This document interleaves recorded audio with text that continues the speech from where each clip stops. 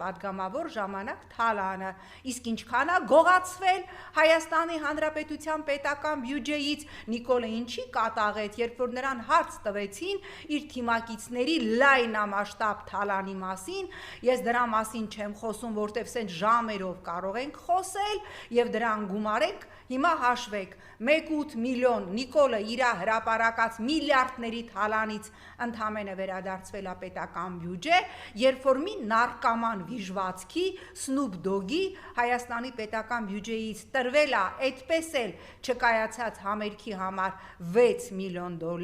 որը այդպես էլ Հայաստանի Հանրապետության պետական բյուջե չի վերադարձվել, հասկացաք չէ, այդ որ ասում էր թալանը տարել են, լափել են, հեսագան բերելու են, 9 հատ գույք, կես հեկտար հող, 0.8 հեկտար հող, 2 հատ մեքենա և 1.8 միլիոն դոլար, որ խոսում էր